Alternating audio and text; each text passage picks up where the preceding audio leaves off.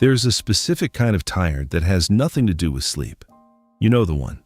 You wake up, you do the things, you check the boxes, work out, work, eat well, sleep on time. And somewhere in the middle of a life that looks, from the outside, completely fine, something goes quiet. Not sad, not broken, just absent. Like a signal that used to come through and now there's only static. You're not depressed, you're not ungrateful, you're not lazy, you just feel nothing. And somehow, that's worse. Because at least with a reason, you'd have something to fix. At least with a cause, you could build a plan.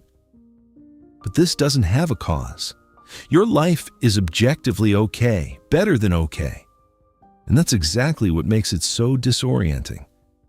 Because everything you were taught tells you that doing the right things should produce the right feelings. You did the right things. The feelings didn't show up. And now you're standing in a life that looks correct from every angle, wondering quietly, what's wrong with you? Here's what no one tells you. Nothing is wrong with you. But something is missing. And it's been missing for longer than you've admitted. This essay moves through 4 silences. Not the dramatic kind, not breakdowns, not crises, not rock bottoms. The quiet kind. The ones that grow slowly in the gaps between doing everything right until one day you notice the gaps are louder than anything else. The first silence comes after you win. The second comes from the things you stopped enjoying. The third lives between you and the people around you. And the fourth is the one you've been running from. By the end, you won't have a solution, but you'll have something more useful, a name for what's been happening, and a reason to stop treating it like a personal failure. The silence after you win. Think about the last time you hit something you'd been working toward. Maybe it was a grade, a fitness milestone, a job. Maybe it was smaller than that. Finishing a hard week, getting through something you weren't sure you could get through. You'd been moving toward it for long enough that it had weight. It meant something in the moving toward it. And then you got there. And the feeling you expected, the one you'd been running on the promise of, didn't come. Or it came for about 40 minutes, and then it left. And by the next morning you were already looking for the next thing, not because you were ambitious, but because staying in the space after the finish line was somehow more uncomfortable than the race had been. We call this ingratitude. We should call it something else. We should call it the first sign that the map you've been following was drawn by someone else, and that you've been so focused on reading it correctly that you never stopped to ask whether it was taking you somewhere you actually wanted to go. Here is what achievement culture does not tell you. Completion and fulfillment are not the same thing. The brain registers done. It does not register worth it. Those are 2 different systems, and for a long time, especially when you're young and moving fast, you can mistake one for the other. You can keep hitting goals and feeling the brief satisfaction of hitting them and not notice for months, maybe years, that the satisfaction has been getting shorter each time, that the window between finishing one thing and needing the next thing has been quietly closing, until one day it's closed entirely, and you're running not toward something, but away from the silence that appears when you stop. Most people at this point reach for something to measure, a new target, a harder goal, a streak to maintain. Not because they're greedy, but because forward motion feels safer than stillness. Because stillness is where the question lives.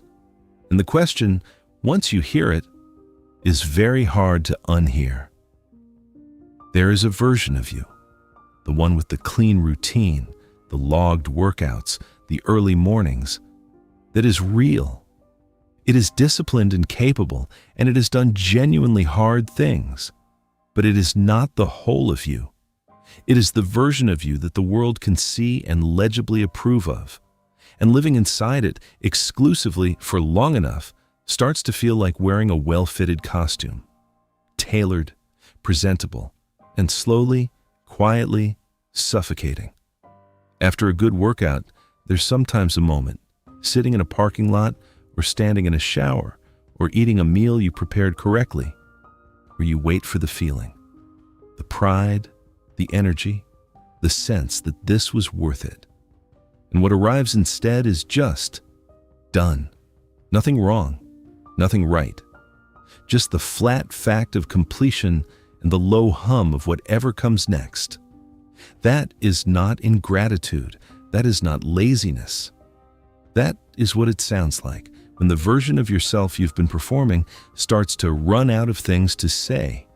You hit the goal, you felt nothing, and then you set another one because that felt safer than asking why the first one didn't matter. There is a particular quality to a Sunday afternoon with nothing on the list. Not the good kind of nothing.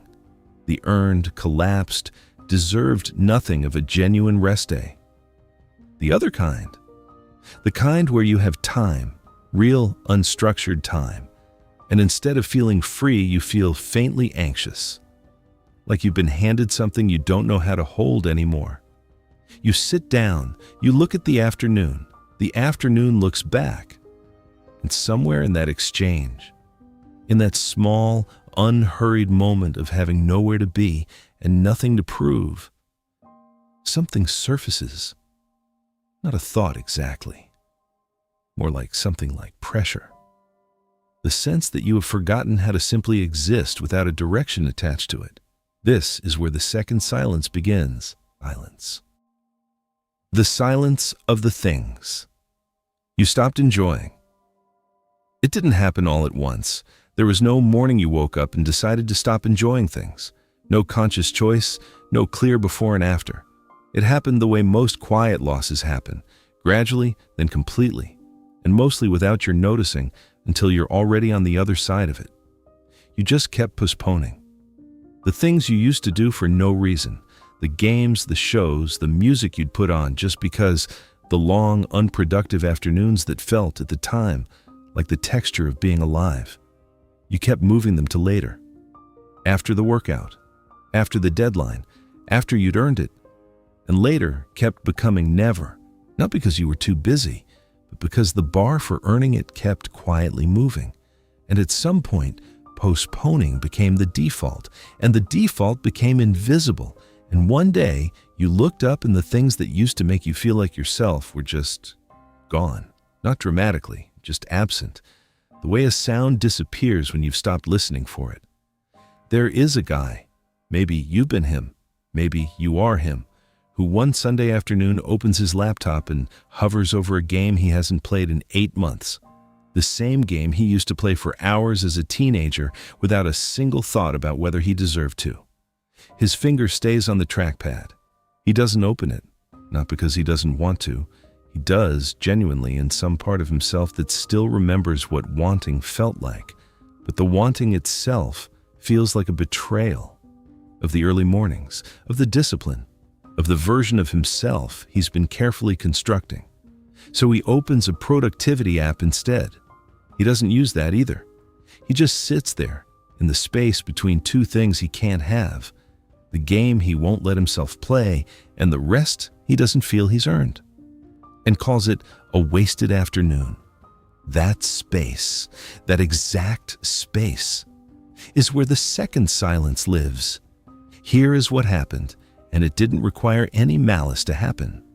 Somewhere along the way, you learned, not from one person, not from one moment, but from the accumulated pressure of 1,000 small signals, that enjoyment is a reward structure, that you rest after you produce, that you play after you perform, that joy is something you arrive at, not something you're allowed to simply have.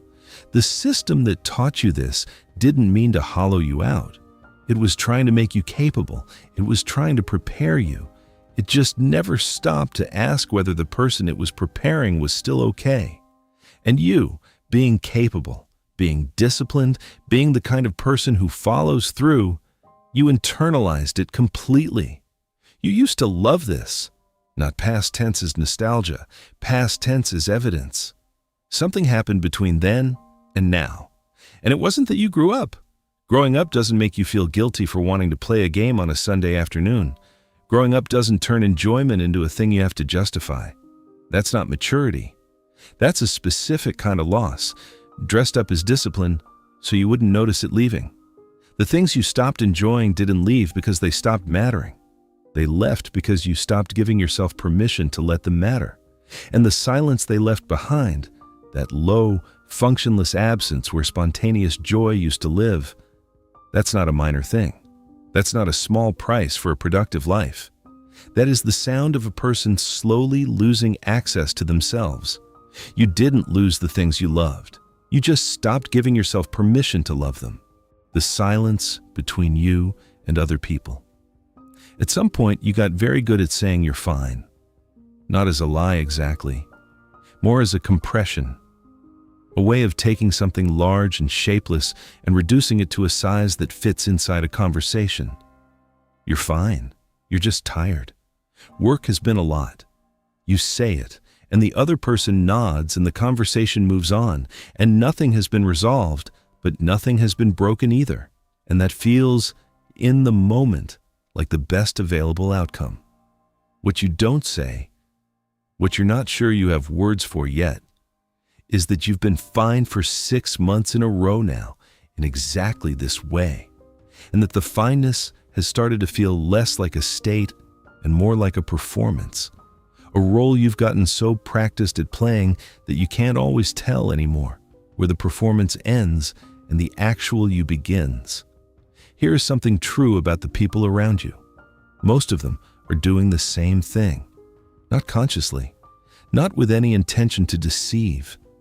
But there is a social grammar that high-functioning people develop, especially at this age, especially in environments where everyone is trying, where everyone is building something, where ambition is the shared language, and that grammar has almost no words for "I am doing everything right, and I feel strangely empty." It has words for burnout caused by overwork. It has words for sadness with a clear source. It has no good words for this, for the specific texture of functioning well and feeling nothing, for the gap between the life you're living and the aliveness you expected it to produce. So you don't say it, and neither does anyone else. And you sit across from people who care about you, genuinely actually care. And you have real conversations, good ones even, and somewhere underneath the conversation, there is a layer of glass that neither of you mentions, because mentioning it would mean admitting it exists. And admitting it exists would mean admitting that all the doing, all the building, all the careful assembly of a good life hasn't quite reached whatever it was supposed to reach. Think about the last time someone asked how you were doing and you told them something true. Not the compressed version, not the fine, just tired version. Something actual. The specific shape of what's been happening inside you, the thing that doesn't have a clean explanation. When was the last time you even tried? For a lot of people, the honest answer is a long time ago. Maybe never in this particular way. Not because the people around them aren't trustworthy, but because the words don't exist yet. Because naming it would require understanding it first, and understanding it would require sitting with it long enough to let it take shape. And sitting with it is the one thing that everything else, the routines, the goals, the group chats, the constant low hum of productivity, has been quietly preventing. None of us are saying it, not because we don't feel it, but because we've all agreed without discussing it that feeling it is a personal failure.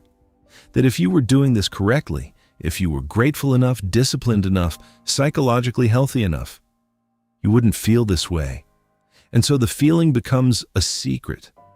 And the secret becomes distance. First from other people, then slowly from yourself. There is a specific loneliness in being surrounded by people who are also performing wellness at you while you perform it back.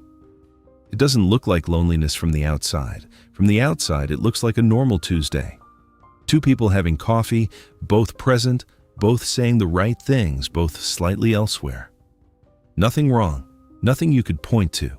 Just the faint, persistent sense that the conversation is happening one layer above where you actually live. Everyone around you is performing fine, and you are performing fine back. And somehow, that is the loneliest thing in the world, the silence you've been running from. Let's talk about what's actually at the bottom of this. Not the goals that didn't feel like enough, not the things you stopped enjoying, not the conversations where you said fine when you meant something else entirely. Those are real, they matter, but they are symptoms. They are the places where the deeper thing surfaces. And the deeper thing, the one underneath all of it, is this. You have been living at a slight distance from yourself for long enough that the distance has started to feel normal. This is what the silence you've been running from actually is, not emptiness, not depression, not ingratitude. It is the accumulated weight of everything you haven't let yourself feel, sitting quietly in a room you've never entered waiting. You walk past that room every day. You've gotten very good at walking past it. The 5 a.m. run helps, the gym helps, the full schedule helps. Not because those things are wrong. They're not. They're genuinely good. But because a full schedule is also a very effective way of never having to be alone with yourself long enough to hear what's in there. And for a while, that works. It works remarkably well. Until the day it doesn't. Until the day you do everything right, hit every mark, close the laptop at a reasonable hour, and lie in the dark with nothing left to optimize. And the question is just there, floating in the ceiling like smoke. Not what's wrong with me, just what do I actually want? This is not a crisis. It doesn't feel like one, and that's part of what makes it so disorienting. Because you were taught that the hard moments arrive loudly, that you'd know when something needed attention, but this arrives quietly. It arrives in the space between one thing and the next. It arrives on a Sunday afternoon, in a parking lot after a workout, in the middle of a conversation where everything is fine. It is not an alarm. It is a question. And the question has been there for longer than you've been willing to admit. There is a moment, and maybe you've already had it, maybe you're in it right now, where the routine stops answering, where you do the thing you always do, and instead of the usual low hum of forward motion, there is just silence. Not peaceful silence, unsettled silence. The silence of a system that has been running on a set of assumptions, and one of the assumptions has quietly stopped being true. The assumption is this, that if you do the right things, you will feel the right way. That discipline produces aliveness, that a well-constructed life produces a well-constructed self. And for a long time, this assumption is close enough to true that you don't question it. But there is a version of yourself that exists underneath the constructed one, older than the goals, older than the habits, older than the person you've been trying to become. And that version doesn't care about optimization. It cares about something harder to name, meaning maybe, or just the simple, non-negotiable experience of feeling real. The parts of you that you left behind, the ones that liked games, liked wasting time, liked doing nothing in particular on a Sunday without a single thought about whether it was earned. Those weren't weaknesses to be corrected. They were not immature versions of yourself that discipline was supposed to replace. They were part of a whole person. And somewhere in the process of becoming capable, becoming consistent, becoming the version of yourself that the world could see and approve of, you left them in that room and closed the door and kept walking. Stop. Just for a second. Because this is the part that matters. This is the part that the productivity system, for all its usefulness, will never tell you. Because it has no framework for it, no metric for it, no way of measuring it on a dashboard. You are allowed to want things that don't optimize. You are allowed to rest without earning it first. You are allowed to play a game on a Sunday afternoon and feel genuine, uncomplicated joy. Not as a reward for a productive week, not as scheduled recovery, but just because you wanted to, and wanting was enough. You are allowed to love things that have no ROI. You are allowed to be a person who is more than the sum of their habits. This is not laziness dressed up as philosophy. This is not an excuse to abandon the things you've built. The early mornings are real. The discipline is real. The version of you that does hard things is real, and it matters, and it has gotten you somewhere genuinely worth being. But it is not the whole of you. It was never supposed to be the whole of you. The whole of you includes the parts that are inefficient, unproductive, unoptimizable. The parts that feel things without a reason, that want things without a justification, that need rest not as a performance recovery strategy, but simply because being alive is tiring sometimes, and that's allowed. The whole of you is what you were always trying to become, not the best version, not the most disciplined version, the most complete one, and the silence you've been running from, the one at the bottom of all the other silences, is not your enemy. It is not a sign that something is broken. It is the sound of the parts of yourself you haven't visited in a long time, still there, still waiting, with a patience that is almost embarrassing given how long you've made them wait. You don't have to fix it tonight. You don't have to have a plan.